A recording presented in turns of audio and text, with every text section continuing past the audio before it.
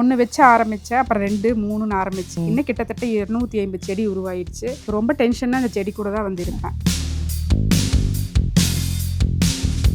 Colours பார்த்தீங்கன்னா 7 வெரைட்டிக்கு மேலே colours இருக்குது. பார்க்குற போது ஒவ்வொன்றும் எனக்கு பார்த்தீங்கன்னா என்னோட கண்ணுக்கு விருந்தாக இருக்குது. அந்த ஃப்ரிட்ஜ் வந்து அழகா உள்ள இருக்கிற டோர் சைட் டோர்ஸ் எல்லாம் கழட்டிட்டு அழகா குட்டி குட்டி செடி வச்சிருக்காங்க. ஃப்ரிட்ஜ் வந்து செகண்ட்ல வாங்கி எனக்கு கொஞ்சம் ஸ்பேஸ் கம்மியாக போனதுனால இல்லைன்னா இந்த ஃபுல்லாக ஃப்ரிட்ஜாகவே தான் இருந்திருக்கும். இந்த ஃப்ரிட்ஜ் ஐடியா எங்கே இருந்து வந்தது? ஃபர்ஸ்ட் அரிசி களையிற தண்ணி, பருப்பு களையிற தண்ணி, கீரை அலாசர தண்ணி, காய்கறி அலாசர தண்ணி எதாக இருந்தாலும் கலெக்ட் பண்ணி எடுத்துட்டு வந்து நான் மொட்டை மாடியில் என்ன பண்ணுவேன்னா அதனுடைய தோள்கள் எல்லாம் பார்த்தீங்கன்னா உள்ளே போட்டு இந்த மாதிரி க்ரோ பேக்கில் போட்டு புளிச்ச தயிரை வந்து கலெக்ட் பண்ணி அதில் மோரை மாற்றி வச்சு ஒரு 4 days கழிச்சு அந்த மோரை என்ன பண்ணுவேன்னா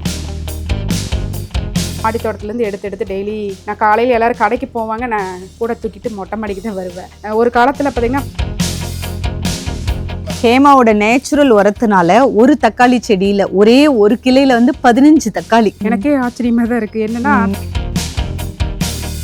நான் வந்து கேசவர்த்தினி எண்ணெய் தேய்ச்சி சின்ன வயசுல முடி இவ்வளோ இருக்கும். கேசவர்த்தினி பூவே நான் இப்பதான் பாக்குறேன். ஆனா இது பாத்தீங்கன்னா கிருஷ்ண கமலம். இது பார்த்தோம்னா லிங்கம் உள்ள இருக்கிற மாதிரி, இதை சுத்தி 5 நாகம் இருக்கிற மாதிரி. ஹேமா வீட்டு மொட்டை மாடி தோட்டத்துல செண்பகப்பூ, கிருஷ்ண கமலம், கேசவர்த்தினி இந்த பூக்கள்லாம் வந்து நான் பார்த்ததே இல்லைங்க.